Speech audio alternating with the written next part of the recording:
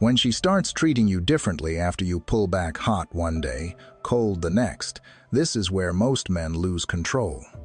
They overthink, react, and undo the very shift that created the change. But if you stay grounded, this phase can work in your favor, not through manipulation, but through self-respect.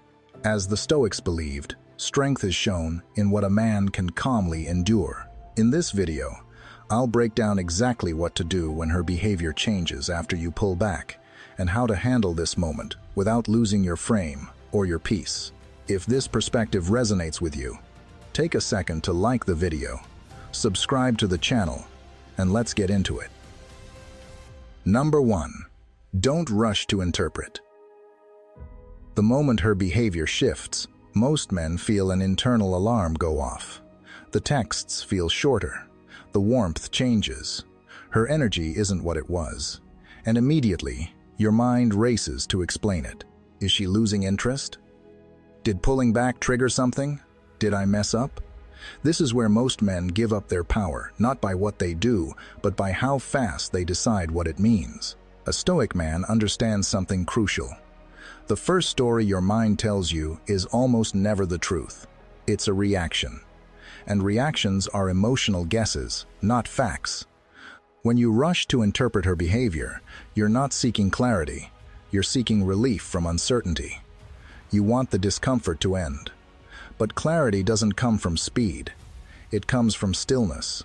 Behavior changes are data, not verdicts. They are information points, unfolding over time. One cold reply doesn't define intent. One warm message doesn't guarantee attachment. When you immediately label her actions, she's pulling away, she's testing me, she misses me. You hand over your emotional authority to assumptions you haven't earned yet. You start responding to a narrative instead of reality. This is why calm observation is so powerful. When you don't rush to explain her behavior, you remain grounded. You don't chase. You don't withdraw in panic. You don't overcorrect. You simply watch. You notice patterns instead of moments, consistency instead of mood, direction instead of noise. This alone separates a centered man from a reactive one. There's also something subtle happening beneath the surface. When you don't immediately react, you stop feeding emotional volatility. You're no longer playing ping pong with every shift in her energy. That steadiness creates contrast, and contrast creates respect. People feel it when you don't emotionally flinch. A Stoic principle applies here. Not everything that happens requires your judgment. Some things only require your attention. When you observe without labeling, you keep your internal balance intact. You don't hand control to fear. You don't let curiosity turn into anxiety. You stay in command of your responses. So when her behavior changes after you pull back, don't rush to explain it. Let time reveal the pattern. Let actions speak without interruption. Your calm isn't passive, it's disciplined. And discipline is what keeps you powerful when emotions are uncertain. Take a moment to sit with this idea. Her behavior isn't the story, it's only the opening chapter. The real question is how you choose to interpret it, and whether you let your mind rush ahead or stay anchored in the present moment. I want you to reflect on this for yourself. When her energy shifts, do you observe or do you assume? Share your thoughts in the comments, or simply type, "I choose calm" over assumptions. Your reflection not only strengthens your awareness, it sharpens your discipline as a Stoic man. Let's move forward. Number 2, stay exactly where you are. When you pulled back, you didn't do it randomly. You created space for a reason, and that space immediately revealed something. Her energy changed. This is the moment where most men sabotage themselves. They see a shift and think, now I need to adjust. They move closer, pull farther away, send a message, change tone, explain themselves. In other words, they start reacting again. And the moment you react to her reaction, you lose the advantage that pulling back gave you in the first place. Stoicism teaches steadiness, not emotional flexibility. A centered man does not constantly recalibrate himself based on someone else's mood. He doesn't chase signals. He doesn't flinch at changes. He understands that movement loses meaning when it's driven by anxiety rather than intention. The space you created did its job. It exposed reality, whether her energy became warmer, colder, confusing, or inconsistent. That information matters. But it doesn't require immediate action. Staying exactly where you are allows the pattern to fully form. When you rush to adjust, you blur the data. You interrupt the process. You turn clarity into noise. This is where many men misunderstand strength. They think strength is responding correctly to every emotional shift. In truth, strength is not needing to respond at all. When you stay grounded, you communicate something without words. I don't move unless there's a real reason. That message is felt deeply, even if it's never consciously acknowledged. There's also a psychological shift that happens when you don't budge. If she was testing the space, curious whether you'd rush back, your steadiness answers the question for you. If she was reacting emotionally, your calm prevents escalation. If she was unsure how she feels, your consistency gives her something solid to orient around. In every scenario, remaining still protects your position. As Epictetus implied, freedom comes from not allowing another person's mood to dictate your movement. The moment you let her energy decide your next step, you surrender inner control. You become externally governed. A Stoic man refuses that trade. Staying where you are doesn't mean being cold or manipulative. It means honoring your original decision. It means trusting yourself enough not to panic when the environment shifts. Emotional discipline is quiet. It doesn't announce itself, but it creates gravity. So when her behavior changes after you pull back, resist the urge to correct, chase, or retreat further. Stay exactly where you are. Let consistency do the work. Let time expose truth. Stillness isn't stagnation, it's command. Number 3. Let her energy reveal the truth. After you pull back, something important happens. The noise starts to fade.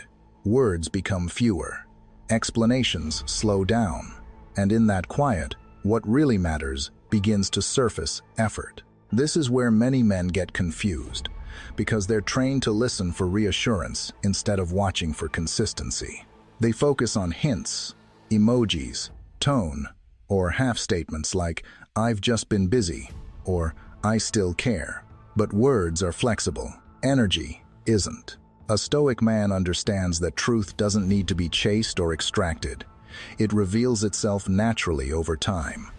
When pressure is removed, behavior becomes honest. That's why pulling back is so clarifying. You're no longer filling gaps. You're no longer initiating, fixing, or smoothing things over. You're letting her show you, without interference, how much connection she actually wants to maintain. This doesn't mean you analyze every micro-action. It means you zoom out. Does she reach out without needing a prompt? Does she invest when there's no guarantee of immediate reward? Does she follow through, or only speak in possibilities? These patterns matter far more than any single message. Consistency is effort stretched across time, and effort is the clearest signal of interest there is. One of the biggest mistakes men make here is confronting instead of observing. They ask questions too soon. Are we okay? What do you want? Why are you acting different? Those questions don't produce truth. They produce responses under pressure.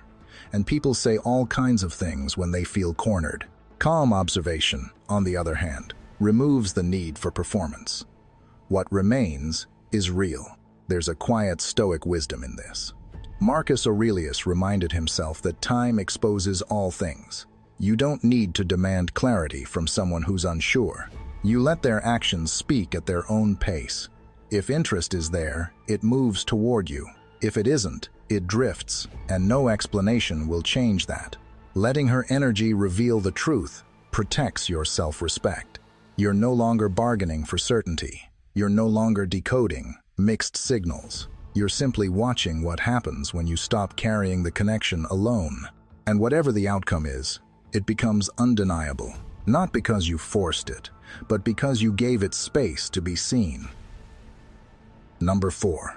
Don't reward confusion. When her behavior turns hot and cold, it's rarely accidental. One day she's warm, curious, engaging. The next, distant, slow, or oddly unavailable. This inconsistency creates emotional friction, and that friction tempts you to respond, to lean in when she pulls away, to overinvest when attention briefly returns. This is exactly where many men unknowingly train the very behavior that unsettles them. Hot and cold energy is a test, whether conscious or not. The question beneath it is simple. Will you abandon your frame just to regain warmth? If you do, you send a clear message. Confusion still gets access. Inconsistency still gets rewarded. And once that lesson is learned, it tends to repeat. A Stoic man understands reinforcement better than reassurance. People don't respond long-term to what you say you want. They respond to what you consistently allow. When you rush back the moment she shows warmth after distance, you reinforce the pattern. You teach her without words that she doesn't need to be steady to keep your attention. She only needs to flick the switch occasionally. This isn't about punishment or emotional games. It's about standards. Calm, predictable, respectful energy should be met with openness. Confusion should be met with neutrality, not withdrawal. In anger, not pursuit in hope, but steady non-reward. You don't argue with inconsistency. You don't explain yourself to it. You simply don't chase it. This is where Stoic discipline becomes practical. Marcus Aurelius reminded himself that what we tolerate, we effectively endorse. If inconsistency disrupts your peace, yet you continue to lean in every time warmth appears, you're teaching yourself and her that your peace is negotiable. A disciplined man refuses that bargain. Notice how different this feels from manipulation. There's no strategy here, no timing trick, no emotional withholding. There's only alignment. Your actions match your values. You remain open when energy is clear. You remain still when it's not. That consistency creates emotional gravity because it's rare. Most people react. Few remain centered. When you stop rewarding confusion, something important happens. Either her energy stabilizes or it doesn't. Both outcomes give you clarity, and clarity is peace. Stoicism isn't about suppressing desire. It's about protecting order within yourself. When you refuse to reward what disrupts that order, you don't just maintain control, you maintain dignity. Let this settle for a moment. Notice where inconsistency has pulled you off balance in the past, where brief warmth tempted you to abandon your standards, or distance made you doubt your center. This isn't about blame, it's about awareness. Clarity begins when you see the pattern without reacting to it. If this resonated with you, share your thoughts in the comments. What did it reveal for you? Or where have you seen this dynamic show up in your own life? Your reflection might be exactly what someone else needs to read before we continue. Number 5, respond, don't react. There's a quiet but critical difference between reacting and responding, and most men don't notice it until it costs them leverage. Reaction is automatic. It comes from fear, urgency, and the need to regain emotional balance as fast as possible. Response, on the other hand, is deliberate. It comes from self-command. And when her emotional energy shifts, that difference determines whether you stay grounded or get pulled into chaos. When she becomes distant, inconsistent, or suddenly warmer again, the reactive instinct kicks in. You feel the urge to mirror her mood. If she pulls away, you feel tense or cold. If she warms up, you rush forward. This emotional mirroring feels natural, but it's also a form of surrender. You're letting her internal state dictate yours. A Stoic man does the opposite. He answers instability with calm, not because he's detached, but because he's disciplined. Responding means pausing long enough to question the impulse. Why do I want to say this? What am I trying to fix? What emotion is driving this movement? That pause, often just a few seconds, is where strength lives. As Epictetus taught, freedom begins when impulse is examined instead of obeyed. The man who can sit with the urge to react without acting on it immediately is already ahead of most people. This doesn't mean becoming robotic or emotionally unavailable. It means choosing your tone, timing, and energy intentionally. If she's unclear, you don't rush to clarify. If she's warm, you don't spike your investment. You stay even, calm, predictable. That steadiness communicates something powerful without a single word. I am not ruled by emotional weather. People feel this difference instantly. Calm responses slow situations down. They remove drama from the exchange. They make emotional volatility feel out of place, and over time, they either stabilize the dynamic or expose that stability was never possible. Both outcomes protect your peace. Reaction feels urgent because it promises relief. Response feels slower because it prioritizes control. But relief fades, control compounds. Every time you choose response over reaction, you reinforce self-trust. You prove to yourself that you don't need to chase equilibrium. You carry it. Stoic strength isn't loud. It doesn't correct, explain, or overexpress. It simply holds its ground. And when you answer emotional shifts with calm instead of chaos, you don't just preserve your frame, you deepen it. Number 6. Keep your life full. One of the biggest misunderstandings men have about pulling back is thinking that silence itself is the power. It's not. Silence without direction is empty. Silence without momentum quickly turns into waiting, and waiting is just another form of emotional dependence. The real signal, the one that quietly shifts everything, is a life that keeps moving forward, whether her behavior changes or not. When your life is full, her emotional fluctuations stop carrying weight. Not because you stop caring, but because your sense of stability no longer lives inside the connection. Your days have structure. Your goals demand attention. Your energy is invested somewhere real, and that changes how everything feels. You're no longer checking your phone to regulate your mood. You're not reading into pauses because your mind is occupied with progress. This is where Stoicism becomes practical, not philosophical. A Stoic man doesn't anchor his identity in outcomes he can't control. He anchors himself in action he can control. His work, his health, his discipline, his direction. As Seneca warned, a man without purpose becomes a hostage to circumstance. When your life lacks forward motion, even small emotional shifts from someone else feel massive. When your life is full, those same shifts barely register. Notice the difference in energy. When you're busy building something meaningful, you don't need emotional reassurance to feel okay. You don't interpret distance as danger. You don't treat warmth as salvation. Her behavior becomes just one element in your world, not the axis everything spins around. This also creates a subtle but powerful contrast. When a man's mood doesn't rise and fall based on attention, it signals self-sufficiency. Not emotional coldness, emotional grounding. People sense when you have somewhere to go, something to protect, something that matters more than chasing validation. That grounded presence is far more compelling than availability ever was. Keeping your life full isn't about distraction. It's about alignment.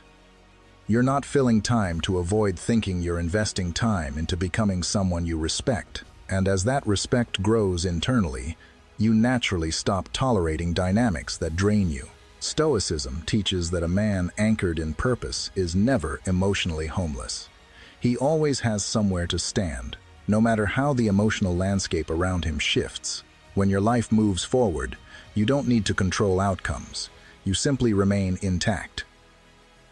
Number 7. Don't seek validation through change. One of the most subtle traps after you pull back is this: reshaping yourself in response to how she treats you. If her energy improves, you feel tempted to maintain it by being more agreeable, more available, more accommodating. If her energy drops, you feel tempted to fix it by explaining, chasing, or softening your boundaries. Both reactions come from the same place, seeking validation through adjustment. A Stoic man doesn't negotiate his standards for emotional approval. He understands that, when someone treats you better, Only because you're bending yourself into a more convenient shape, the connection is already unstable.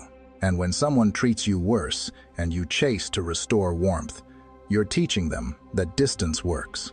This is where many men confuse effort with self-betrayal. They think, if I just tweak my tone, if I just show up a little more, if I just pull back a little harder. But every adjustment driven by fear sends the same message. My center lives outside me.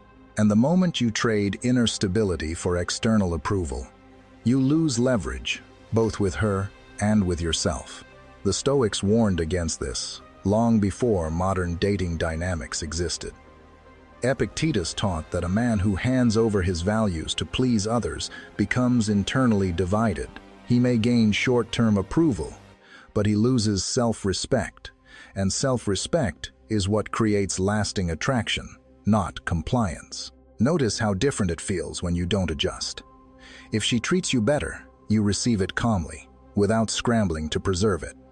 If she treats you worse, you don't chase or punish, you remain steady. You don't reward improvement with self-erasure, and you don't answer distance with desperation. You simply stay aligned with who you decided to be. This steadiness does something powerful.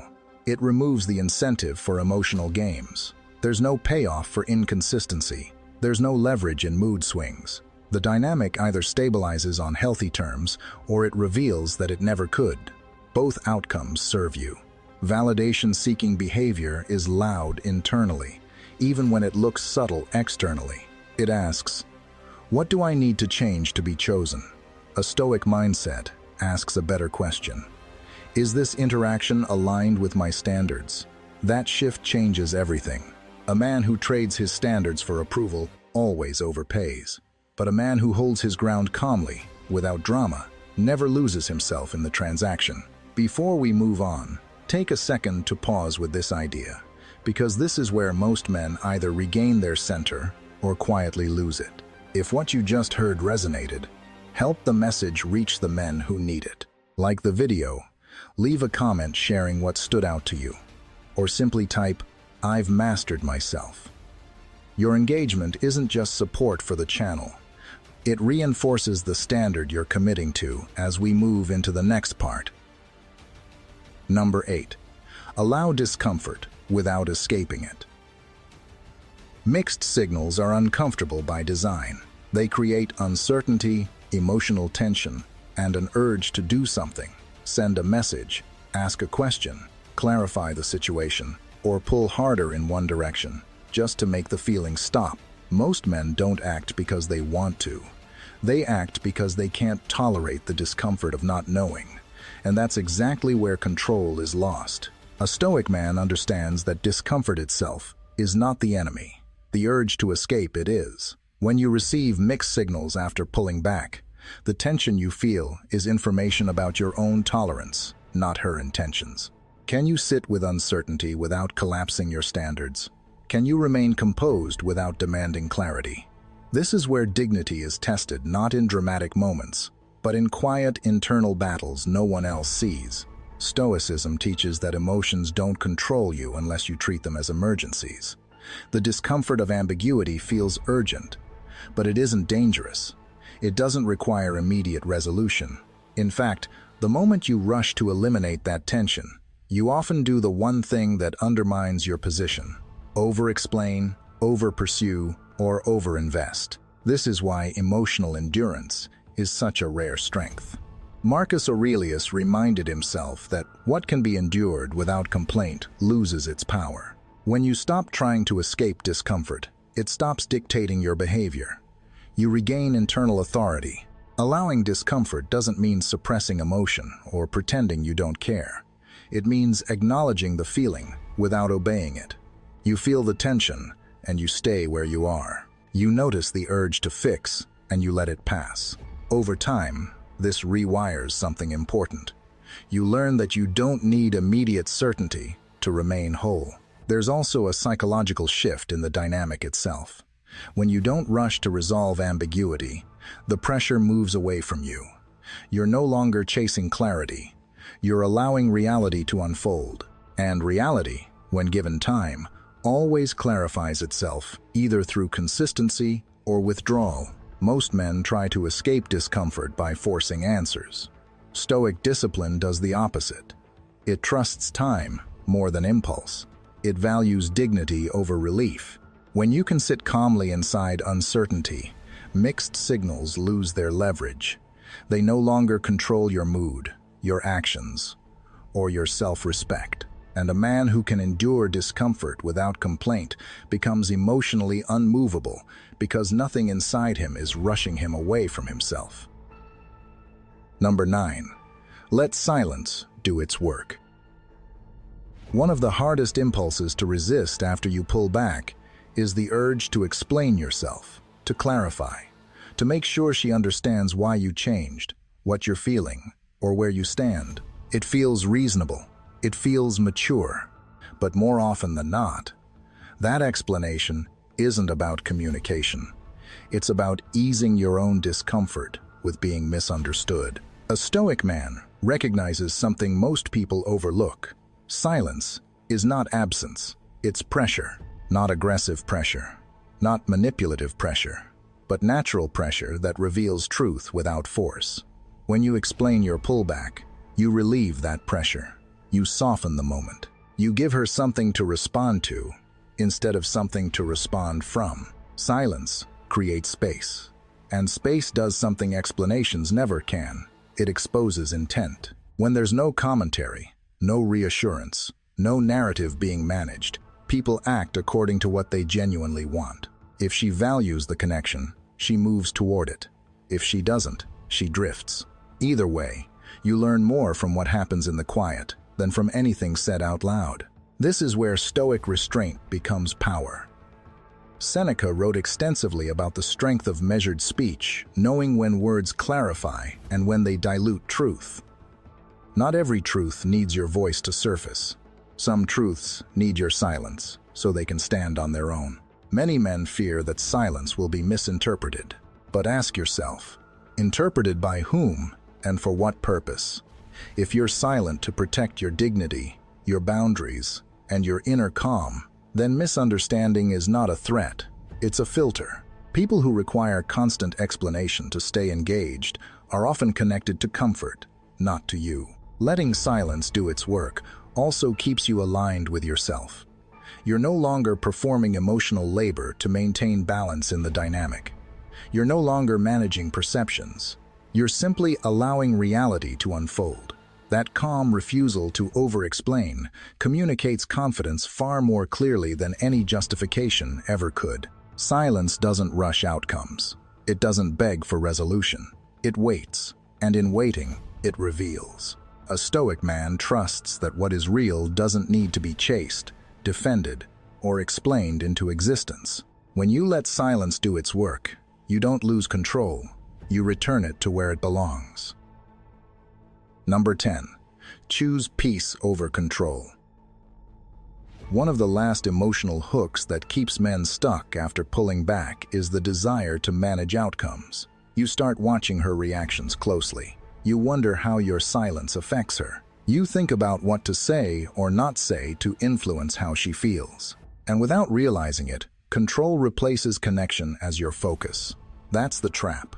Because the more you try to manage her reactions, the more emotionally attached you remain. Control feels like strength, but it's actually tension.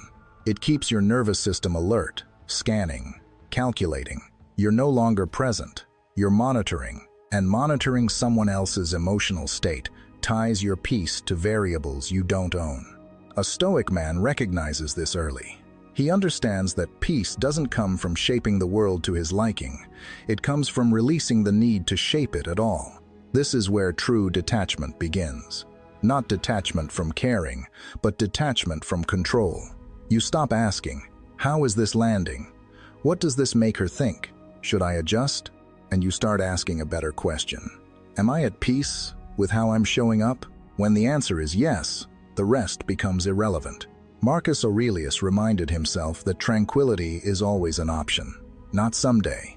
Not after clarity arrives. Now. Peace isn't a reward you earn when things resolve. It's a choice you make when you stop trying to force resolution. Notice what changes when you choose peace over control. You respond less. You explain less. You don't need to win emotional exchanges or guide the dynamic toward a specific ending. You're no longer invested in steering. And, paradoxically, that's when you regain power not over her, but over yourself. Trying to control how someone feels keeps you psychologically tethered to them. Releasing control cuts that cord cleanly. You don't become indifferent, you become independent. Her reactions are allowed to exist without requiring your management. And when someone senses that you're no longer trying to shape their emotions, something shifts. Pressure disappears. Games lose their purpose. Peace is quiet, but it's firm. It doesn't argue. It doesn't chase. It doesn't demand understanding. It simply stands. When you choose peace over control, you stop negotiating with uncertainty. You stop orbiting someone else's inner world. And in that stillness, you don't just feel stronger, you are stronger. Because peace, once chosen, can't be taken from you. Let this sit with you for a moment, not as something to solve or improve, but as something to observe. Pay attention to where your mind still reaches outward, checking, adjusting, measuring. Notice how easily peace gets postponed while you wait for a reaction that isn't yours to control. There's no need to correct anything yet. Just be honest with yourself. Where are you still trying to guide the outcome instead of grounding yourself in how you're showing up? That quiet recognition is where the real shift begins. Number 11. Act only on clear effort. At the end of all observation, restraint, and discipline, there is one simple rule that ties everything together. You only act when effort becomes clear, not hinted at, not implied, not promised. Clear, consistent, respectful. Anything less keeps you guessing, and guessing is where self-respect quietly erodes. After you pull back and give space, time does its work. Patterns emerge. Either her behavior stabilizes, or it stays inconsistent. Either effort shows up without prompting, or it only appears when you withdraw further. This is where many men make their final mistake. They act on hope instead of evidence. They respond to potential instead of reality. A Stoic man refuses to do that. If her behavior becomes steady, she reaches out without pressure, follows through, treats you with respect. You respond naturally, not cautiously, not guarded, not performative. You don't withhold warmth out of pride. You meet clarity with clarity. That's not weakness, that's alignment. But if effort remains unclear, sporadic messages, emotional ambiguity, attention without investment, you don't confront it, fix it, or resent it. You simply continue forward, calmly, cleanly, without bitterness. You don't punish. You don't lecture. You don't close your heart in anger. You just don't build on unstable ground. This is where Stoic wisdom becomes unshakable. Epictetus taught that a man suffers not because of events, but because he insists on forcing meaning where none has been earned. Clarity cannot be extracted. It arrives when pressure is absent and time is allowed to speak. Acting only on clear effort protects something deeper than the connection. It protects your internal order. You're no longer negotiating your worth. You're no longer interpreting mixed signals as hidden messages. You're responding to what is, not what might be. There's also a quiet confidence in this approach. You don't need closure. You don't need final words. You don't need to win the emotional narrative. Your movement is clean because it's grounded in reality. If clarity shows up, you engage. If it doesn't, you move on without resentment, without drama, without self-betrayal. This is what separates emotional maturity from emotional endurance. You're not just surviving uncertainty, you're selecting what deserves your energy. A Stoic man understands that the right connection doesn't require force, persuasion, or patience beyond reason. It reveals itself through effort over time. And when you act only on what is clear, you don't lose anything real. You simply stop investing in what never was. When you step back and stop reacting, something important becomes clear. Your peace was never dependent on her consistency. It was dependent on your discipline. Pulling back wasn't about creating distance to provoke a response. It was about returning to yourself. And once you stopped chasing clarity, reassurance, or control, the entire dynamic changes. Not because you forced it to, but because you finally stopped abandoning your own center. That's the quiet power Stoicism points to again and again. The man who governs himself never needs to manage anyone else. If this video gave you clarity or helped you stay grounded, take a moment to like it. It really supports the channel. Leave a comment and share what part resonated with you most or what you're navigating right now. And when you're ready, watch the recommended videos on screen to keep building that calm, unshakable frame.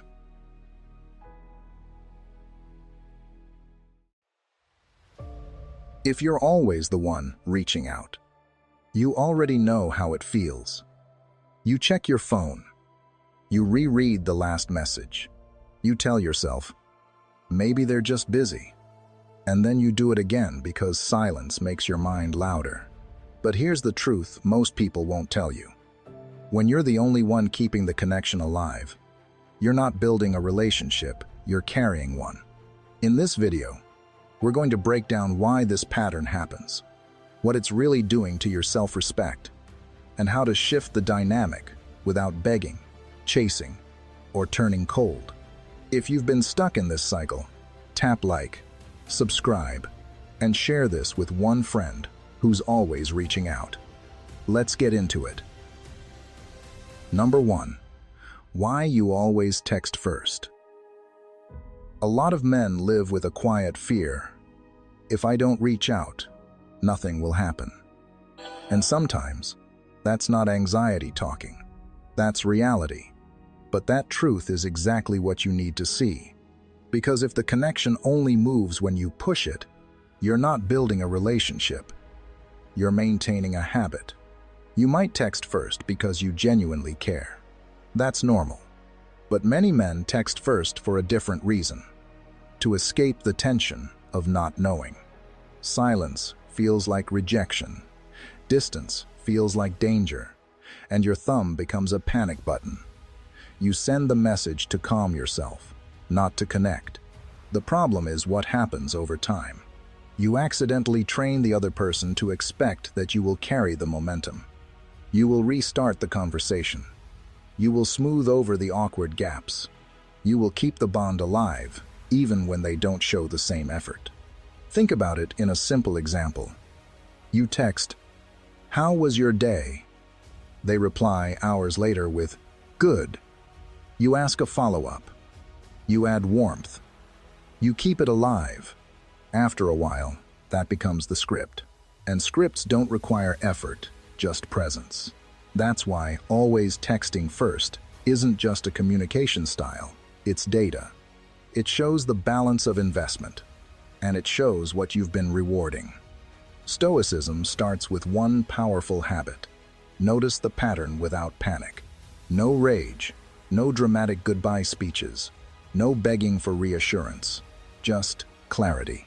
Marcus Aurelius would call it discipline of judgment, seeing what's happening as it is, not as you hope it will be. You can't control whether they respond with warmth, effort, or initiative, but you can control what you tolerate, what you reinforce, and what you continue to invest in. So here's a practice that doesn't involve games. The next time you feel the urge to text first, pause for one full cycle of emotion, an hour, a night, even a day. Ask yourself, am I reaching out to build something or to stop myself from feeling something? Then, set a standard. You can respect. Reciprocity. Not perfection. Not constant texting. Just balance. If the connection is healthy, it will survive your calm silence. If it collapses the moment you stop pushing, then you didn't lose a relationship, you exposed a one-sided routine. And the most stoic move you can make is to accept that truth with dignity. Clarity stings for a moment, but it saves you years of chasing. Number 2, chasing versus caring. Most men don't realize when they cross the line from caring into chasing, because the behaviors can look almost identical on the surface.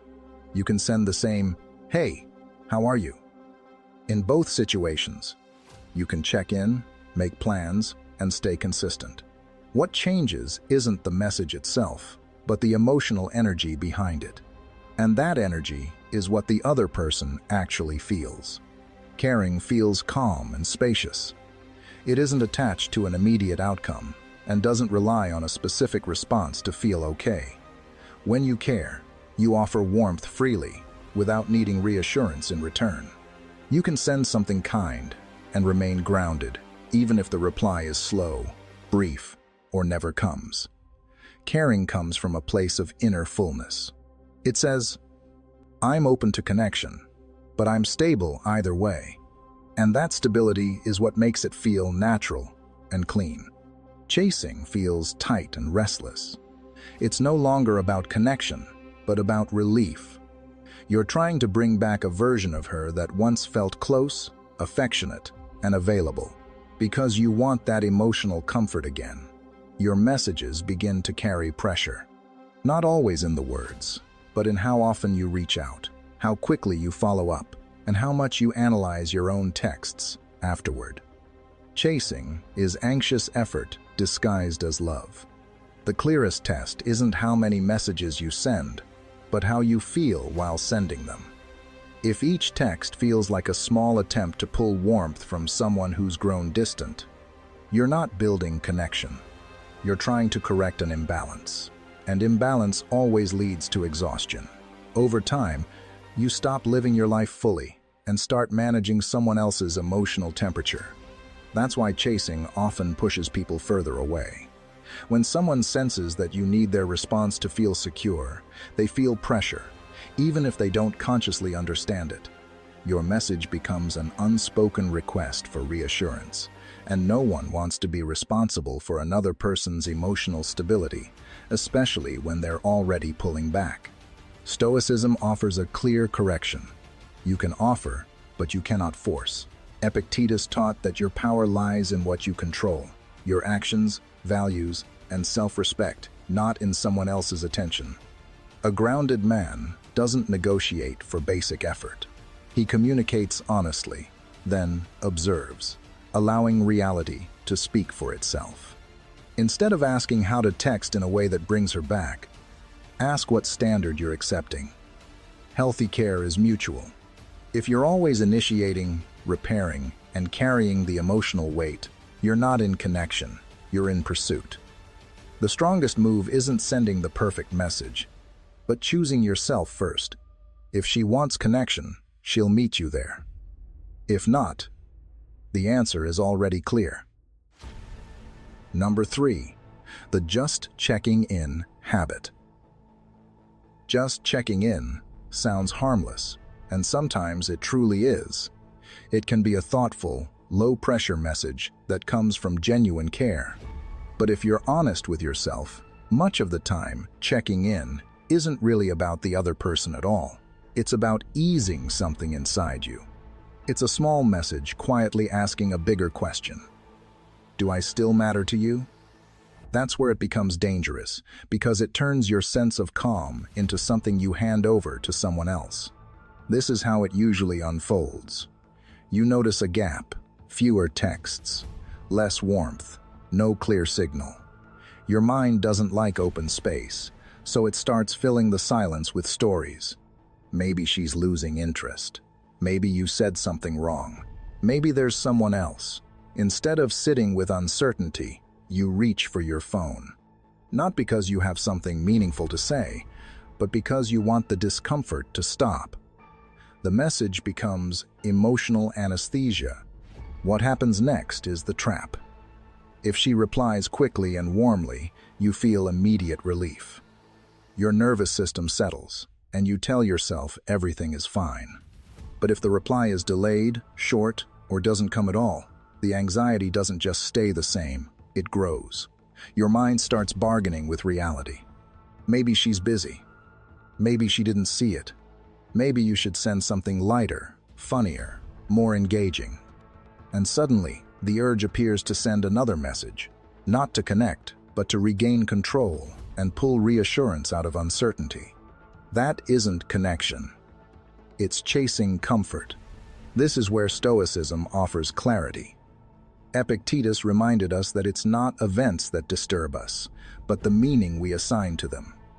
Silence itself is neutral. It only becomes painful when you decide it means you're unimportant. The moment your self-worth depends on someone else's responsiveness, you start moving like a man, asking permission to feel secure. A Stoic man doesn't deny that he cares. He simply refuses to let anxiety turn into behavior. He understands that not every feeling requires action, and that restraint is sometimes the most self-respecting choice, not to punish, not to manipulate, but to stay grounded. So instead of checking in on her, check in with yourself. Ask whether you're reaching out to connect or to calm your nerves. If it's the second, the message isn't communication. It's a coping mechanism. And coping mechanisms that work always demand more. When the urge hits, pause. Sit with it. Do something grounding. Prove to yourself that you can tolerate uncertainty without collapsing into it. That's real confidence. Not knowing how she'll respond, but knowing you'll be steady either way.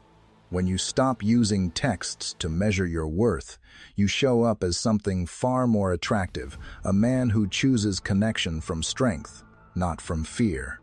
Before we move on, take a moment to slow this down. Nothing here is about judging yourself, it's about noticing patterns. Ask yourself how many times you've reached for your phone, not from clarity, but from discomfort. That pause between impulse and action is where real change starts. If this hit close to home, reflect on it. Leave a comment sharing what you noticed in yourself, or simply type, "I no longer chase, I stand." Even that small act of awareness is a step away from old habits and toward a calmer, more grounded way of moving forward. Number 4. When silence messes with your head. Silence is a blank screen, and your mind hates blank screens. The moment replies slow down. The moment messages feel shorter or less certain. Your brain does what it has always done. It looks for certainty. Uncertainty feels unsafe, so when there's no clear information, the mind doesn't stay empty. It starts filling the space with stories. She's losing interest. She's talking to someone else. I said something wrong. She's testing me. I'm about to be replaced. What all of these thoughts share is simple but important. They are not facts. They are interpretations. They are guesses dressed up as truth. Yet the moment you believe them, your body reacts as if they are real. Your chest tightens. Your thoughts speed up. You check your phone too often. You replay the last conversation like a trial, searching for evidence. And then the urge appears strong and urgent to text her, to fix it, to restore the connection, to get clarity and relief. This is how panic texting is born.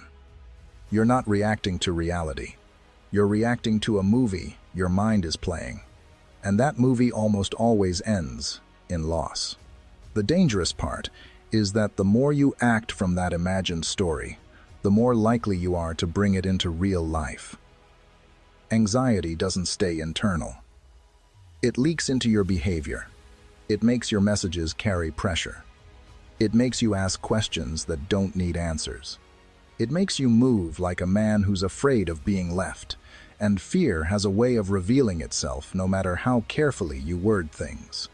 Seneca warned about this centuries ago when he said, "We suffer more in imagination than in reality." In dating, this shows up constantly. A late reply becomes rejection. A dry message becomes disrespect. A day of silence turns into a breakup in your head. And once that breakup exists internally, you start acting as if it's already happening, reactive, uncentered, and desperate to regain control. The correction is not to play games or manipulate outcomes. It's to pause.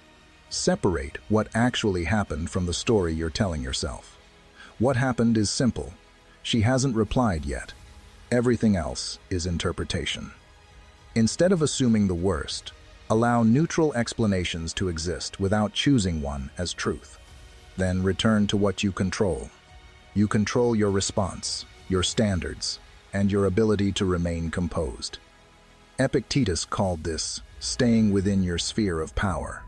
If she wants to communicate, she will. If she doesn't, chasing won't create real desire. Each time you resist panic texting, you rebuild self-trust. And a man who trusts himself doesn't need constant reassurance. He becomes calm, steady, and grounded, and that stability, more than any message, is what earns respect. Number 5. What you're really missing. Sometimes you think you miss her, but what you really miss is certainty. You miss predictability, the quiet comfort of knowing where you stand, the feeling of being safe inside someone's attention. When that certainty disappears, the mind doesn't register it as simple sadness. It feels it as danger. Uncertainty doesn't just hurt emotionally, it shakes your sense of identity and stability. That's why the strongest cravings in these moments aren't truly romantic, they're psychological. You miss waking up, knowing you'll hear from her. You miss feeling wanted without having to earn it. You miss the steady rhythm that kept your nervous system calm. When that rhythm breaks, you don't just grieve the person, you grieve the sense of security that came with her presence. Most men respond to this by trying to rebuild certainty through effort. They send more texts, check in more often, explain more, soften more, joke more, and give more patience than they actually feel. They believe consistency will create consistency, that showing up harder will inspire the other person to meet them halfway. Sometimes it works briefly. You might get a warm reply or a short burst of attention that makes you exhale and think things are okay again. But the hard truth is this: you cannot effort someone into valuing you. You can't grind your way into being chosen. You can't perform your way into genuine desire. And every time you try, you reinforce a painful dynamic where your peace depends on someone else's response.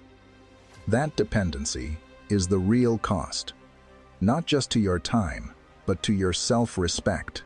When your actions come from fear, you start doing things you wouldn't do if you felt secure. You send messages that don't feel aligned.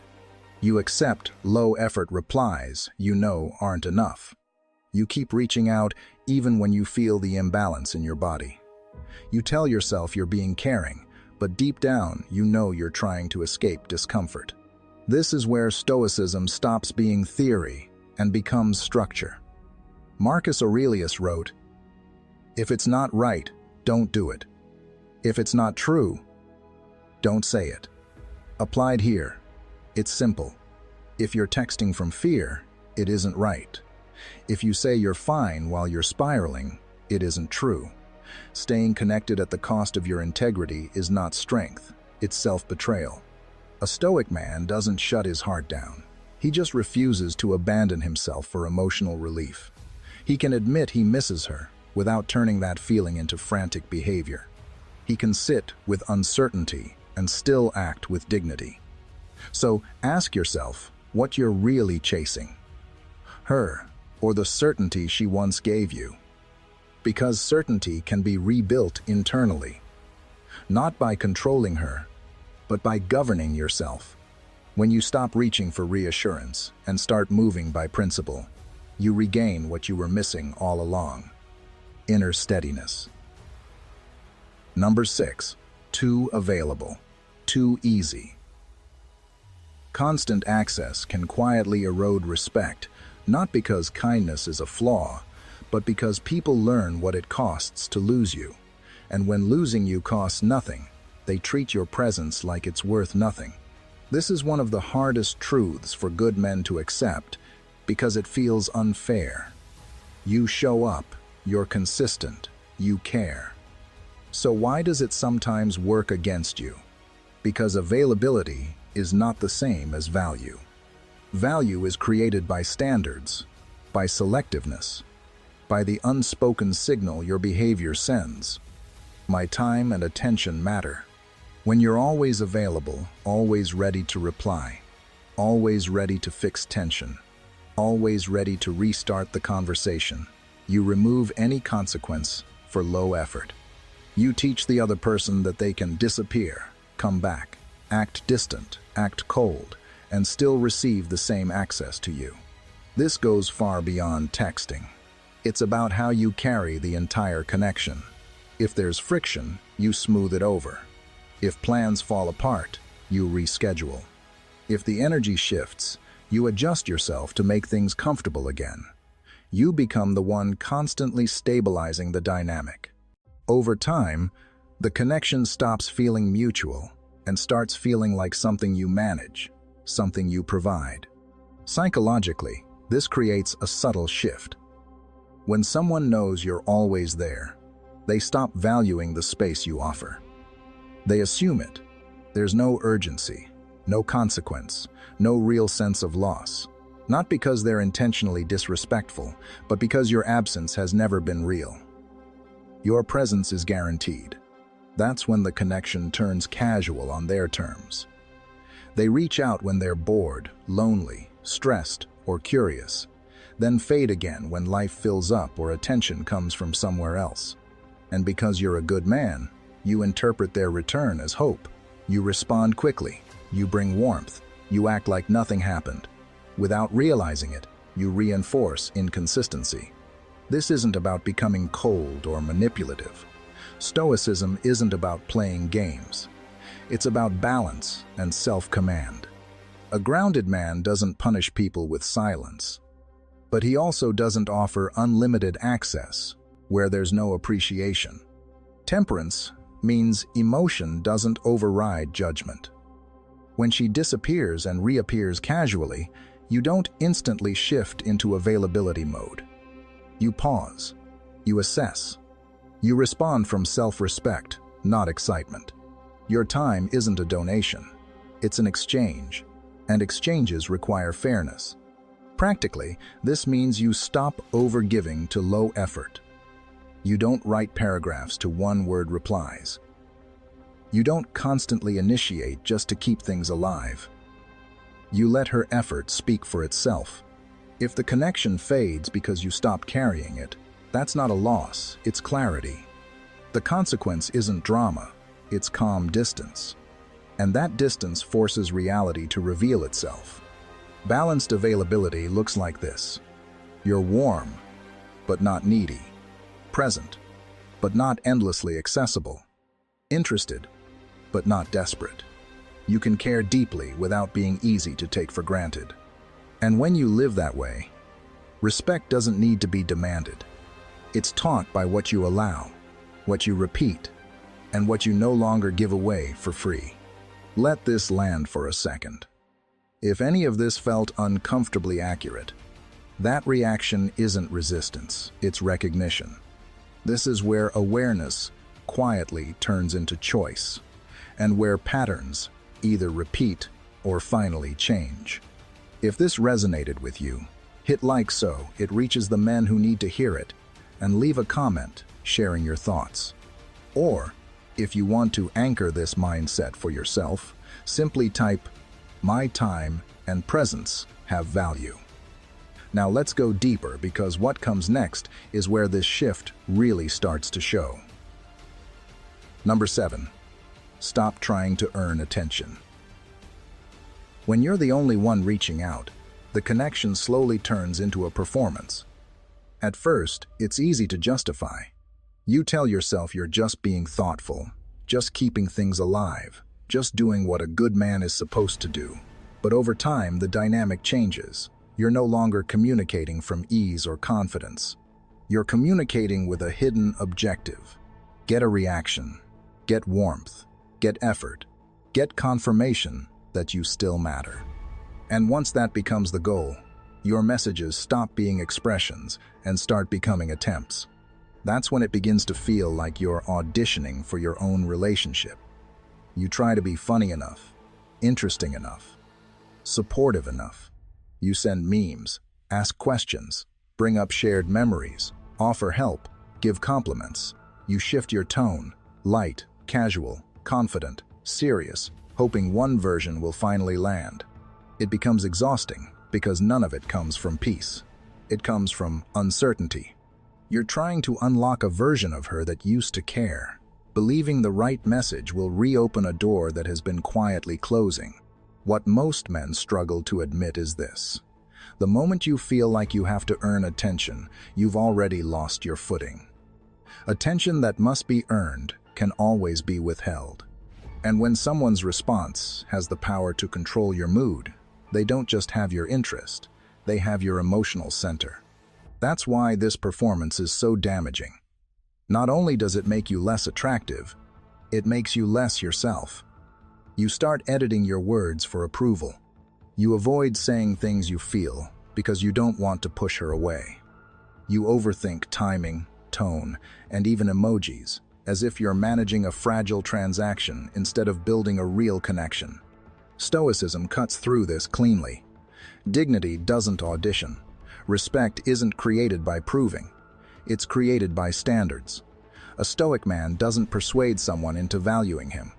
He doesn't bargain for effort or craft messages to convince someone to care.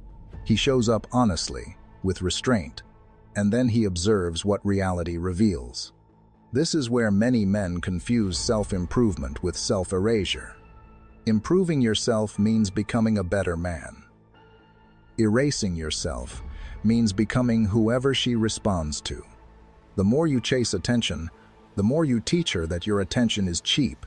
The alternative is simple but difficult. You stop trying to earn attention and start protecting your standards. You don't go cold, but you stop sending messages with the hidden agenda of changing her mood. You stop over-functioning in the connection and let silence reveal the truth. Because real interest doesn't require performance. It shows up as reciprocity. And if it isn't there, the most powerful move is quiet self-respect. You step back, return to your life, and stop auditioning altogether. Number 8. Try a pause and watch. Try a pause.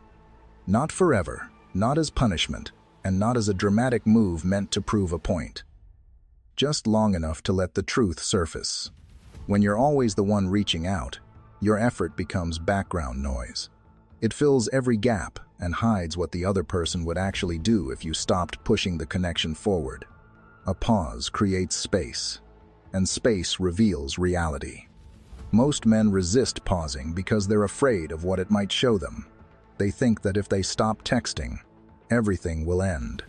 But the uncomfortable truth is this: if the connection only survives because you keep initiating, then it's already fragile. The pause doesn't create distance. It exposes the distance that was already there.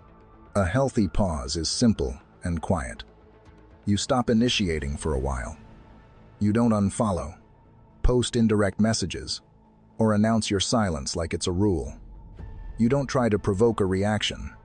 You just step back and let the connection breathe. If the bond is real, it won't fall apart because of a little silence. And if it does, that's not loss, it's information. When someone genuinely cares, the absence of your constant effort creates movement. It may not be dramatic or emotional. It might show up subtly.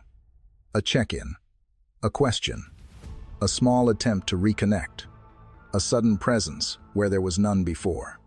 That's the point of the pause. It lets you see whether they move toward you on their own, without being carried. And if nothing happens, you didn't lose someone who was invested. You simply stopped carrying the connection alone. This is where the difference between attachment and real care becomes clear. Attachment says you need their response to feel okay. Real care can exist alongside self-respect. It says you can care deeply without abandoning yourself just to keep something alive. The pause isn't about playing hard to get. It's about returning control to the only place it actually belongs: your own actions. When you constantly reach out for reassurance, you train yourself to depend on it. A reply soothes you. A delay unsettles you. A dry message sends your mind spiraling. Without realizing it, your peace becomes tied to someone else's responsiveness.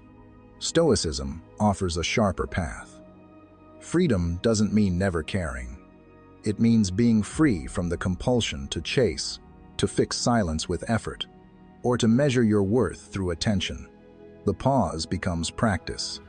Each time the urge to just check in appears, and you don't immediately act on it, you build self-command.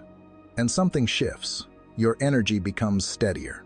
You stop showing up as someone seeking validation and start moving like someone grounded in his own life and standards. Even if she never reaches out, you gain something essential: clarity. And clarity is where freedom begins. Number 9. Leaving without a big speech. A lot of men believe they need closure. One final message. One long explanation that says everything perfectly: how she made you feel, what you deserve, why you're walking away, and how she'll realize what she lost. In your mind, that speech feels powerful. It feels like taking control. But most of the time, that closure message isn't really about closure at all. It's a last attempt to be understood, validated, or acknowledged. And when the effort has already been one-sided, that final reach usually ends the same way: silence, or a cold reply that hurts even more. When a connection is imbalanced, the cleanest exit is often simple, not dramatic, not resentful, not performative, just clear. Think about what you're actually asking for when you write a long closing statement. You're asking the same person who didn't show consistent effort to suddenly offer empathy, emotional maturity, and understanding right at the moment you decide to leave. You're asking someone who overlooked your needs to finally take them seriously. That's why so many men feel disappointed afterward. They're trying to extract something from someone who has already shown them their limits. If you do choose to communicate, keep it calm and grounded. A short statement is enough. I've noticed I'm usually the one reaching out. I'm looking for something mutual, so I'm going to step back. No anger, no begging, no threats, no essays. You're not trying to win the breakup or provoke regret. You're simply stating a boundary and moving with dignity. The key is understanding what that message is for. It's not meant to make her change. It's meant to keep you aligned with yourself. The moment your exit becomes a speech, it turns into another performance. You're still hoping for a reaction, still chasing a version of her that hasn't been showing up. A Stoic man doesn't build decisions on hope. He builds them on reality. Stoicism teaches action in line with values, even when emotions are loud. In this moment, the value is self-respect. You're not punishing her or trying to hurt her. You're simply refusing to stay in a pattern that diminishes you. Seneca said, "He who is brave is free." Walking away without drama isn't coldness, it's strength. It takes courage to stop explaining yourself to someone who isn't listening. Closure is rarely something another person gives you. It's something you create when you stop bargaining with the past and choose a dignified ending instead. A man with standards doesn't need the last word. He needs to be able to respect the way he left. Pause for a moment and sit with this idea. Think about the times you felt the urge to explain yourself one last time, to be fully understood, or to get that final response that never really comes. Ask yourself honestly, was that message about clarity, or was it about hoping for a different reaction? This is where self-awareness begins. Take a second to reflect on how you usually leave situations when the effort feels one-sided. If this resonates, leave a comment sharing what stood out to you, or simply type, "I choose dignity" over explanation. Let's move on and find out what happens next. Number 10. Make respect the new standard. If you've always been the one reaching out, the real solution isn't a better message or a smarter strategy. It's a better standard. Chasing isn't just a habit of behavior. It's usually a symptom of something deeper. It happens when your emotional world collapses the moment someone goes quiet. When your sense of stability depends on another person's attention, you'll keep reaching, keep analyzing, and keep trying to repair discomfort with effort. So make respect the standard. Not ego, not pride. Respect. Respect means you don't abandon yourself just to maintain access to someone. It means you don't tolerate inconsistent effort and label it love. It means you don't beg for what should be freely given. Basic interest, basic clarity, basic reciprocity. And you don't build that respect by becoming colder or more guarded. You build it by becoming stronger on the inside. Replace chasing with a life that doesn't fall apart when someone goes silent. That begins with inner structure, routine, discipline, purpose, not as distractions, but as foundations.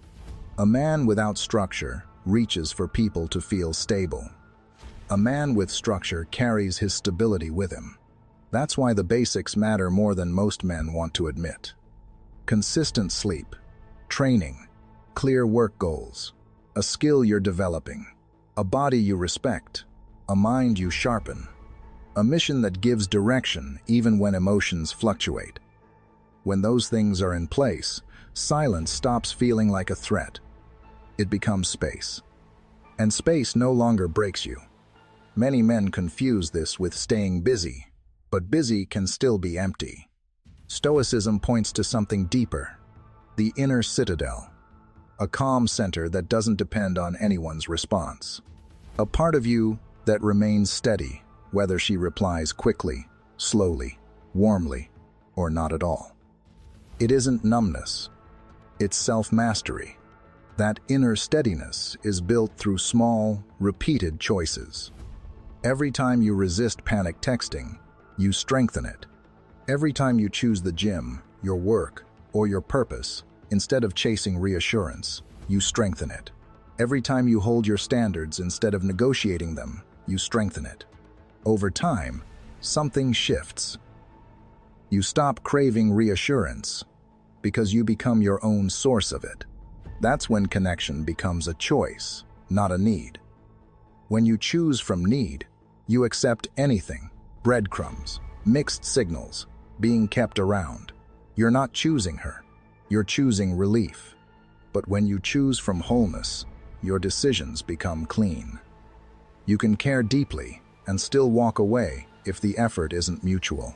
And this is the quiet result many men don't expect.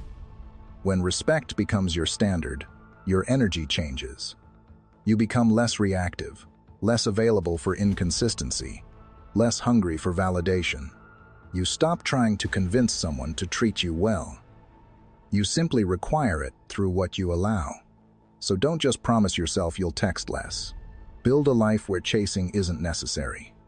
Build inner structure, so your peace doesn't rise and fall with someone else's behavior. The goal isn't to make someone miss you, it's to stop missing yourself. Stoicism isn't a dating trick. It's a way of living where your peace is no longer up for negotiation. You don't fix a one-sided connection by texting better. You fix it by valuing yourself enough to stop carrying what should be mutual. Because the real win isn't getting a faster reply or a warmer message, it's becoming the kind of man who doesn't need to chase to feel secure. When you build that inner structure, silence stops controlling you. Mixed signals stop confusing you. And you stop negotiating for effort that should be freely given. So if you take one thing from this video, let it be this. Reciprocity is the standard, not the reward. Be warm, be honest, but be grounded. A Stoic man doesn't beg for attention. He observes reality, keeps his dignity, and chooses peace over pursuit. If this hit home, tap like, leave a comment, and tell me, what's the hardest part for you? Pausing, not checking in, or walking away without a speech. And watch the recommended videos on screen right now. because the next one will help you strengthen that inner steadiness and stop chasing for good.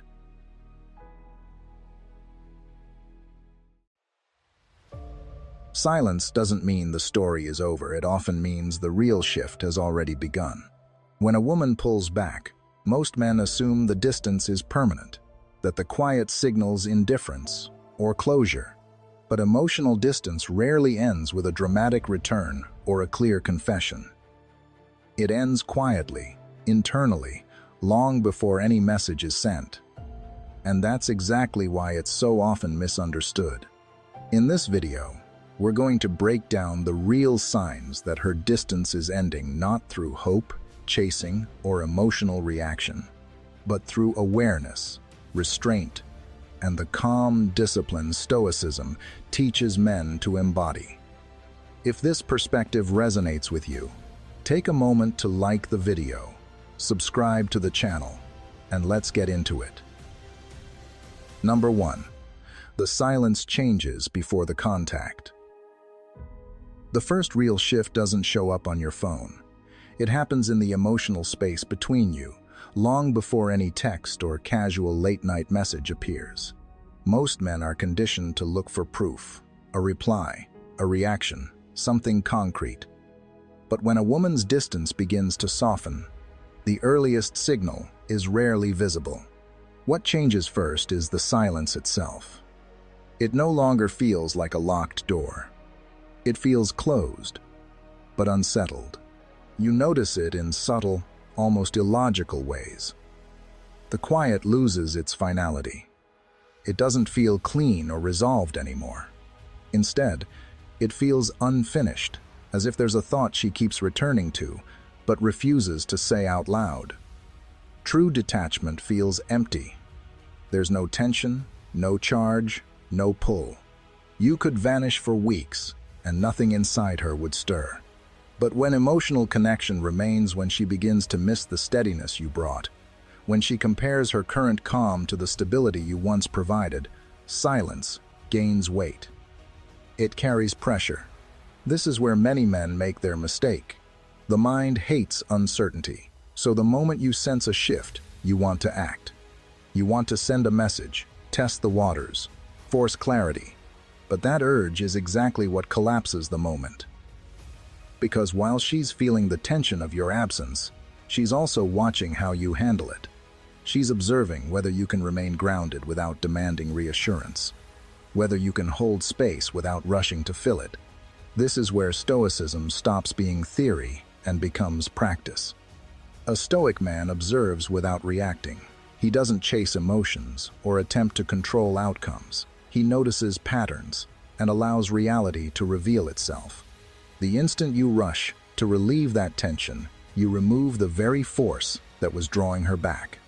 You give emotional access too early, before anything has shifted on her side. So if the silence feels different lately, less cold, less final, as though something is left unsaid, don't treat it as a cue to perform. Treat it as information. Let it exist.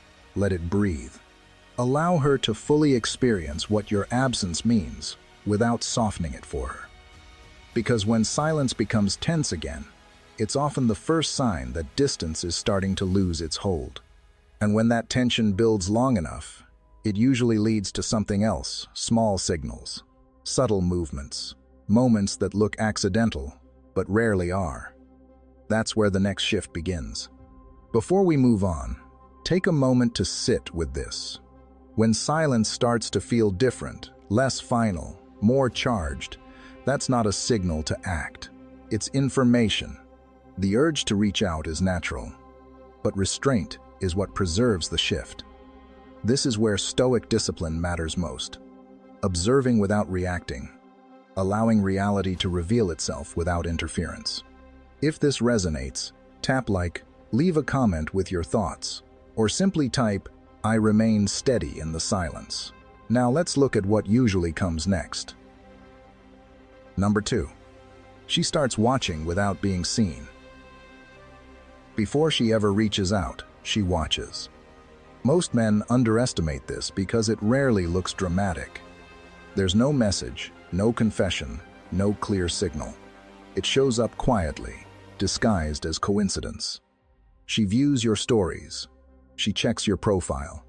Her attention appears without interaction. It feels insignificant until you understand what it really is. Assessment.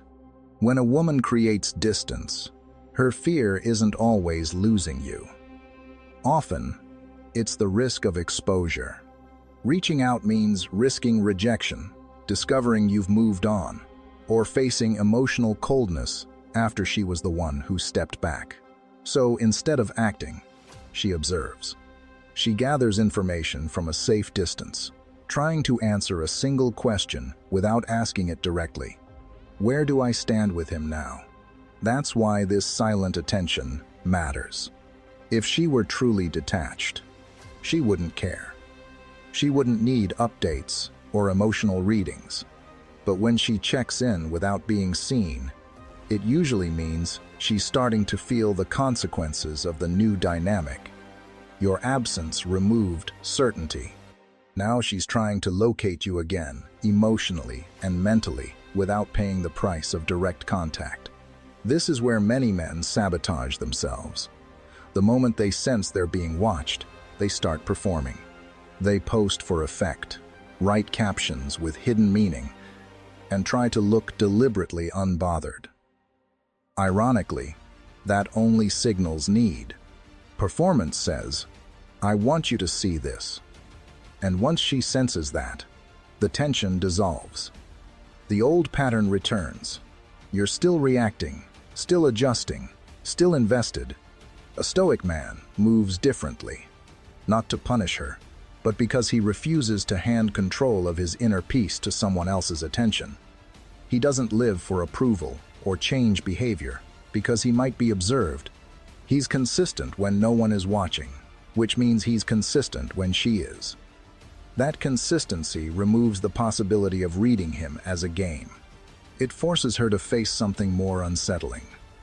He isn't trying to get her back, he's genuinely moving forward. That's when watching turns into missing, because the more she observes a man who isn't performing, the clearer the gap becomes. The gap between what she assumed he'll always be here and what she now sees he's continuing without her. That gap creates emotional gravity. Curiosity becomes reflection. Reflection becomes regret.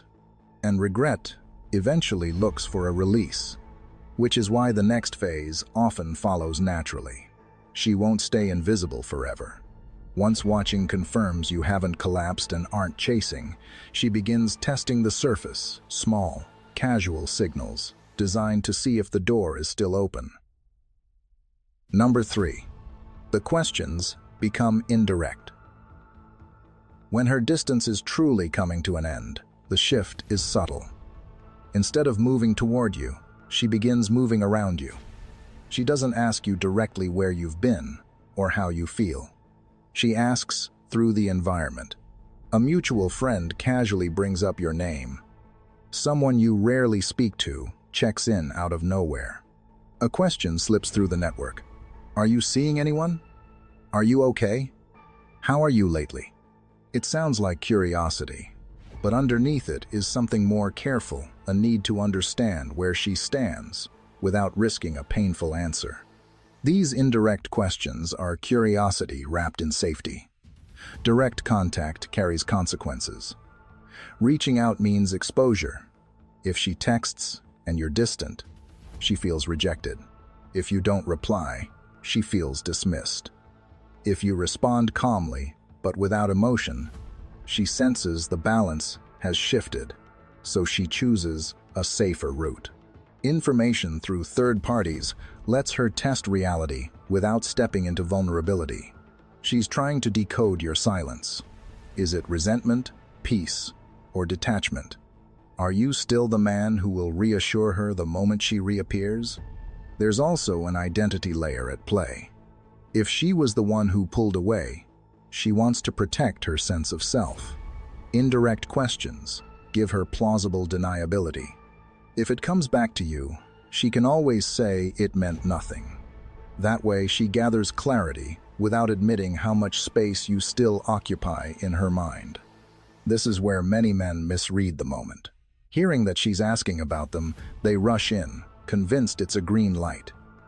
But indirect questions aren't an invitation. They're reconnaissance. They're part of her recalibration process.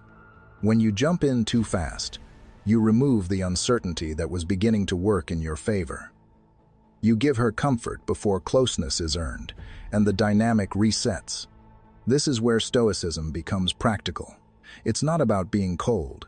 It's about refusing to chase clarity. A Stoic man doesn't rush to explain himself just because others are wondering. He understands that when you stop narrating your life, people start paying attention. When you stop over-explaining, curiosity grows. When you stop arguing for your value, absence creates a question others can't ignore.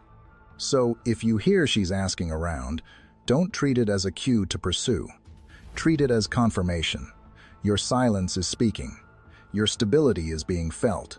There's nothing to announce your actions already have.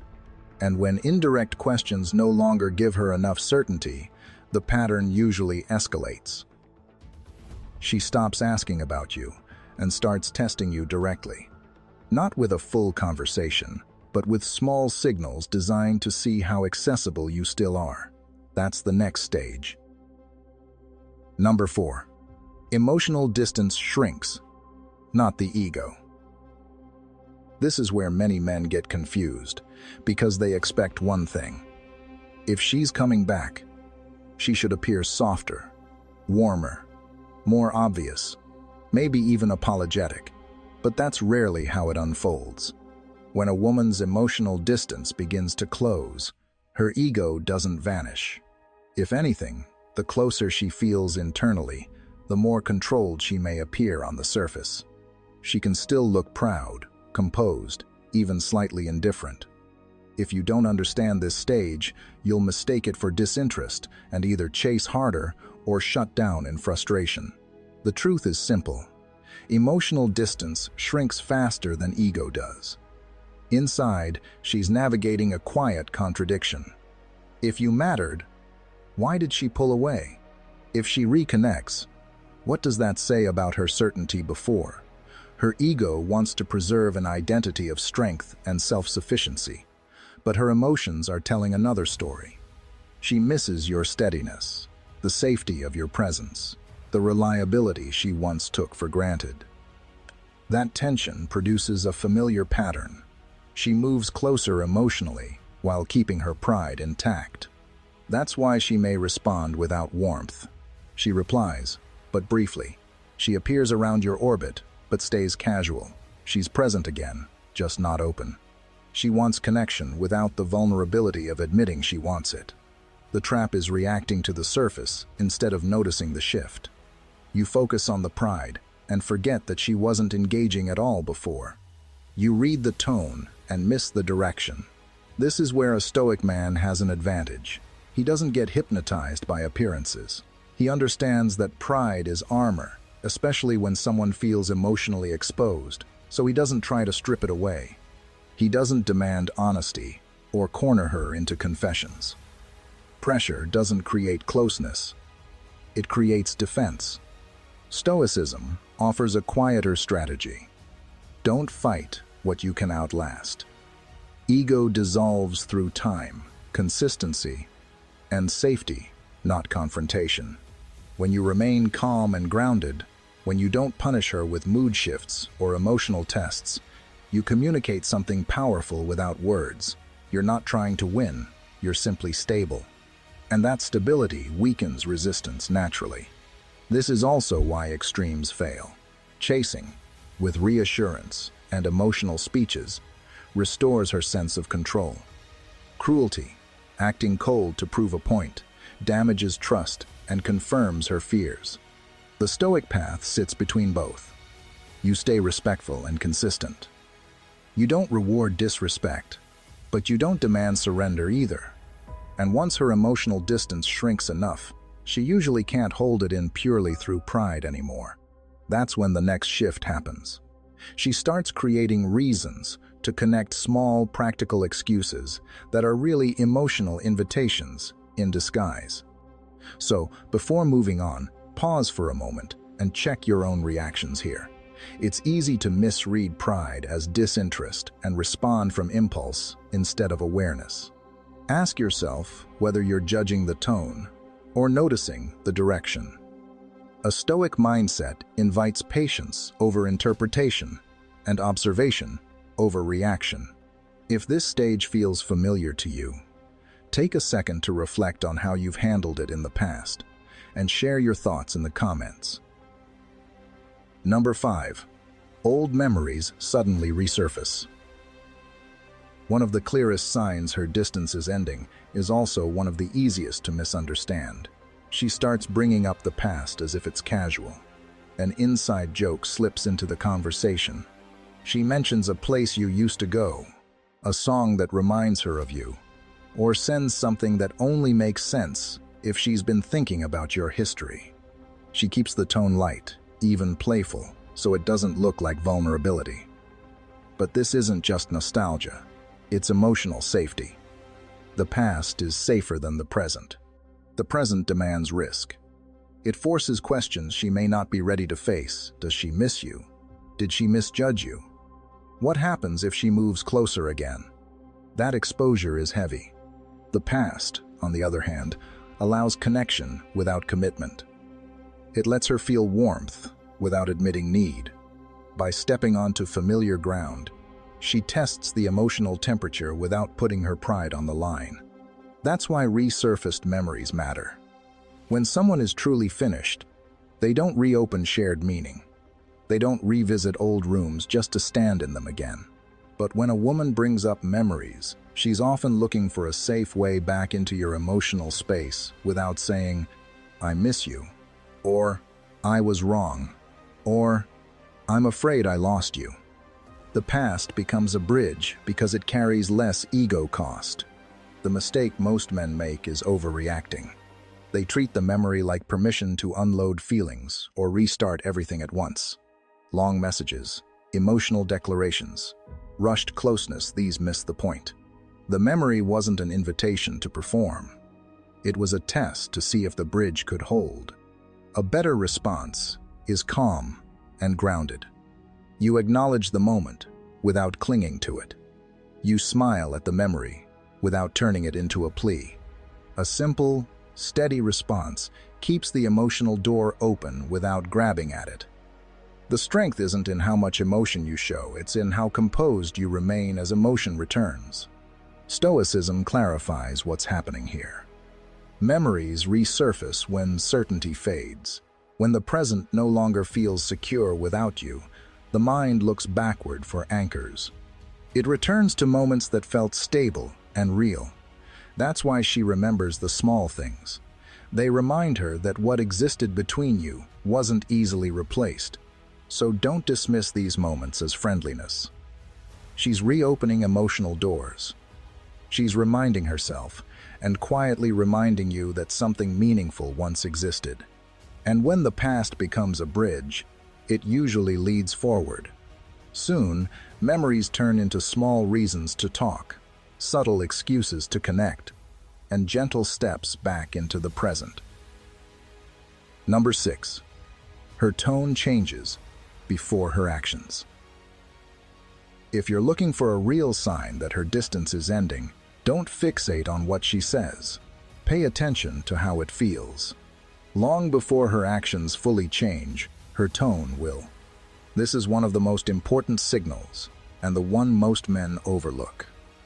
They read words like terms in a contract. If she didn't say she misses you, nothing changed. If she didn't apologize, it means nothing. But human connection doesn't move like paperwork. It moves like the weather. The temperature shifts first. The sky clears later. So watch the tone, not the language. Her messages may still be brief. She might keep things casual. She may act unaffected. But something softens. The dryness fades. The edge disappears. Replies come a little faster. The punctuation feels warmer. A small laugh appears. An emoji shows up where there used to be none. A question replaces indifference. Most importantly, the energy changes. It no longer feels like you're intruding. it feels like she's making space again. That shift matters because tone reveals what words try to hide. Words can be guarded and chosen to protect pride. Tone leaks the truth.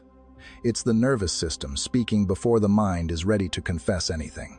It's the difference between K and OK, between silence that feels like rejection and silence that feels like she's thinking. This happens because emotional defenses lower before behavior changes. Picture her guard like a door. At first, it's locked, then it's unlocked but still chained. Then it opens just enough to let warmth through. That's tone. She's not inviting you back in yet, but she's no longer pushing you away. She's allowing connection without explaining why. This is where many men derail things. When they feel the warmth return, they either over-pursue or over-analyze. Over-pursuing means flooding her with attention, double-texting, over-explaining, trying to capitalize on the moment. Over-analyzing means dissecting every word, reading every message like a code. Both reactions come from insecurity, and insecurity is the fastest way to shut this stage down. A Stoic man moves differently. He listens beneath language. He understands that meaning lives in energy, not explanation. He doesn't demand clarity from someone who's slowly lowering their guard. He stays calm enough to let the process unfold. He knows that rushing vulnerability triggers defenses even when attraction is returning. So, when her tone warms, you respond with steadiness, not intensity. You stay grounded, respectful, lightly present. You don't punish the past, and you don't grant full emotional access too soon. You let her feel the new reality. Your calm isn't a tactic, it's who you are now. And once tone shifts, the next phase usually follows quickly. She stops just replying and starts continuing. Not reacting, engaging. That's when warmth turns into momentum. Number 7. Small openings replace closed doors. When her distance is at its peak, everything feels sealed off. Messages go unanswered, plans never materialize. The energy is cold and flat. There's no space to connect, no opening to work with. But when that distance starts to fade, she almost never throws the door open all at once. Instead, she does something much quieter. She leaves small openings, tiny cracks where silence used to be. And those cracks are the signal. It might look like a delayed reply instead of total silence, a neutral response instead of a dismissive one, a brief, "I've been busy," rather than days of nothing. She might react to something you post not warmly, but just enough to be noticed. She may stop shutting conversations down immediately, or answer a question with another question. These aren't dramatic gestures, which is why most men miss them. But they matter because they show one thing clearly: she's no longer fully committed to staying away. These moments are tests.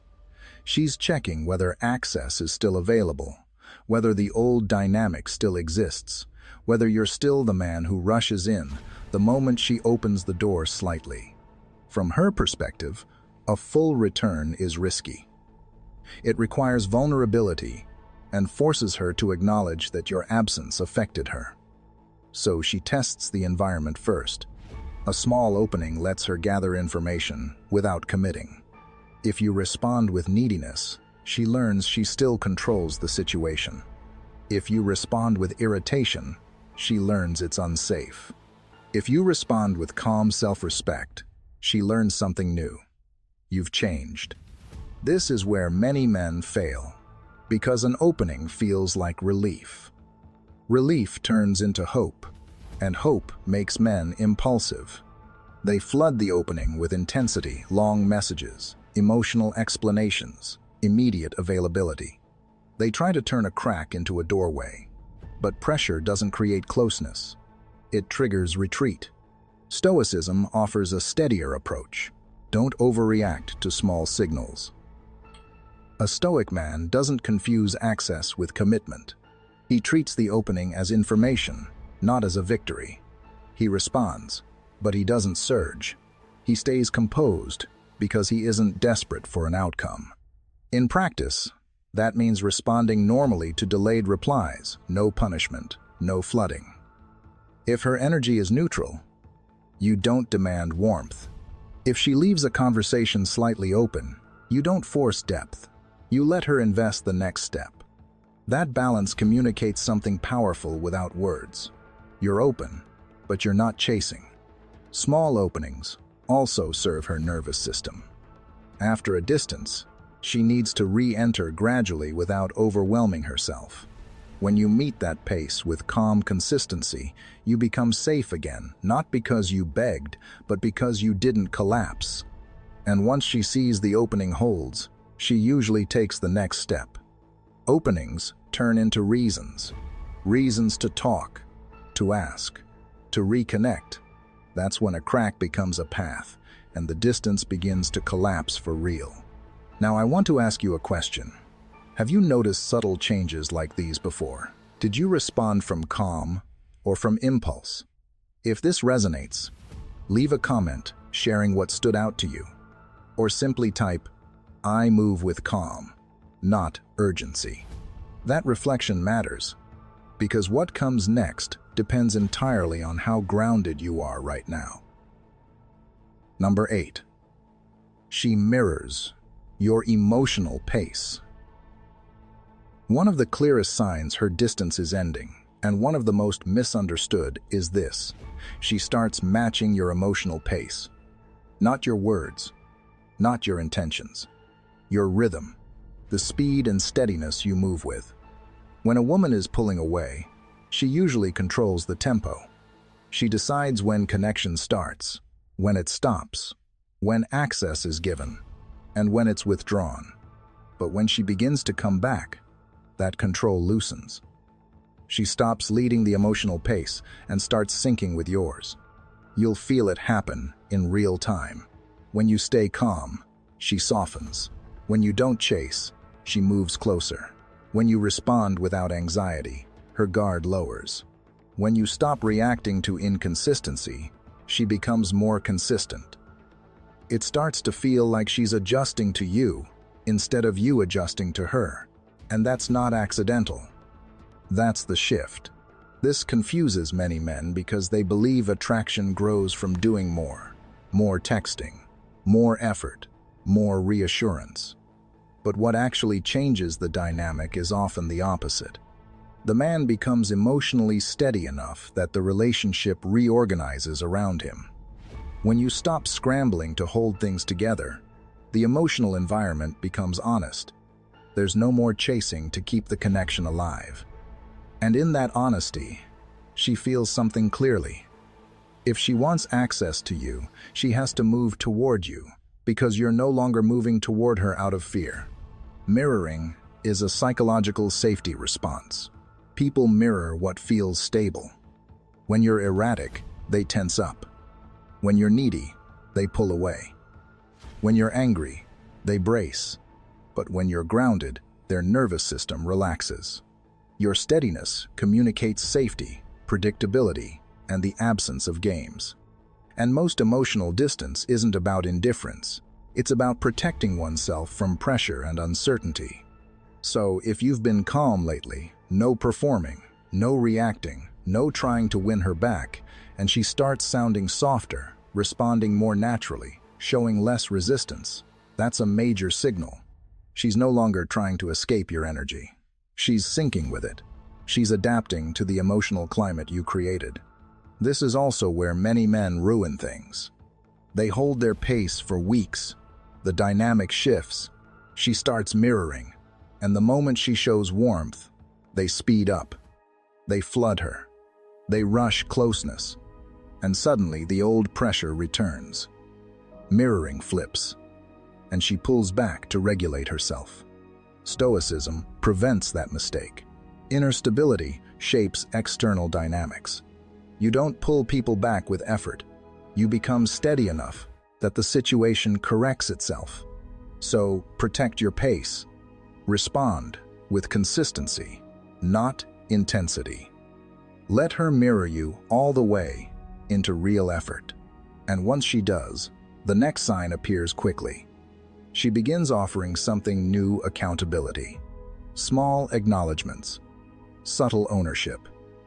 That's when her return stops being emotional and starts becoming real. Number 9. Her distance turns into curiosity. At a certain point, distance stops feeling safe for her. That's the pivot. In the beginning, pulling back feels like control. It feels protective, like reassurance that she's fine. But when enough time passes and you don't chase, beg, or spiral, the distance starts doing the opposite of what she expected. It stops bringing relief and starts creating questions. When certainty fades, curiosity takes its place. This isn't surface-level checking anymore. It's not just wondering what you're doing or whether you're seeing someone. It's deeper and more personal. She starts wondering who you are now, what kind of man you became when you stopped trying to be understood by her, what your silence means, whether you're hurt, detached, or genuinely moved on, whether you changed in ways she can't predict. Here's the truth most men miss. As long as a man remains emotionally accessible, the loss doesn't fully register. When you're available, explaining, reachable, the mind can say, "I can always come back." Your presence becomes a safety net. Your effort becomes predictable. But when that access disappears quietly and cleanly, something unsettling happens. She can't place you anymore. You no longer fit into a familiar box. And when she can't place you, she thinks about you. That's how distance turns into curiosity. The old version of you was easy to read. If she pulled away, you reached out. If she got cold, you tried to warm things up. But the new version doesn't react the same way. You're not angry. You're not pleading. You're not performing. You're steady. And steadiness is difficult to decode for someone used to controlling the emotional pace. That's where intrigue is born. Not from drama or jealousy tactics, but from a man whose life continues without requiring her reaction. She starts asking herself what changed, and beneath that question is another one. Did I lose access to something I assumed would always be there? Stoicism fits this stage perfectly because it's quiet power. A Stoic man doesn't announce growth. He doesn't broadcast indifference or try to prove he's changed. He simply lives differently. He builds, trains, works, and protects his peace. His discipline and self-respect deepen, not to impress her, but because that's who he's becoming. And that quiet evolution creates intrigue no explanation ever could. Explanations are cheap. Anyone can claim growth. But when change isn't announced, it has to be felt, observed. And that uncertainty pulls curiosity forward. She leans in mentally, trying to understand what she missed and whether you're still someone she could keep at a distance without consequence. So don't rush to satisfy her curiosity. If she asks subtle questions about your life or mindset, share lightly. Stay grounded. Let curiosity breathe. It's the engine that moves her from passive observation to active engagement. Eventually, curiosity demands contact. Not always a confession, but a reason to talk that feels normal, even if the real reason is she can't tolerate the uncertainty anymore. That's when distance becomes too uncomfortable to maintain. Number 10. The fear of losing you appears. This is the emotional turning point, the moment her distance quietly loses its safety. For a long time, her absence felt controlled. Not because she didn't care, but because she believed the outcome was stable. She assumed you would remain where she left you, emotionally available, slightly waiting, still within reach if she ever chose to return. That belief is what made distance feel comfortable. It wasn't the space itself, it was the certainty behind it. Then something shifts. Your absence stops feeling like a pause and starts feeling like a loss. The fear that follows doesn't always arrive as panic. More often, it shows up as restlessness, irritation, overthinking, a sudden awareness of your silence. She notices you're no longer reactive. You're not checking in, not adjusting your energy, not trying to repair the atmosphere. And questions begin to surface that were previously avoided. What if he's actually done? What if he moved on internally? What if I misjudge this? What if the door isn't open anymore? This fear isn't about drama, it's about cost. The absence that once felt neutral now feels expensive. She can sense that you're no longer in the same emotional position. You may still be calm and respectful, but you no longer feel reachable. And that is deeply unsettling to someone who once relied on your consistency as emotional insurance. The fear is not always, "I want him back." Often, it's simply, "I didn't think I could lose him." That realization challenges the story she told herself when she pulled away. What most men misunderstand is that fear rarely creates immediate honesty. It creates movement first. Behavior changes before confession. She may engage more, initiate contact, test your availability, or suddenly care about what she once ignored, not as a game, but because the nervous system seeks to reduce uncertainty. When fear of loss appears, people instinctively try to regain control, and connection is the fastest way to do that. This is where much advice becomes toxic. It frames fear as a tool to exploit.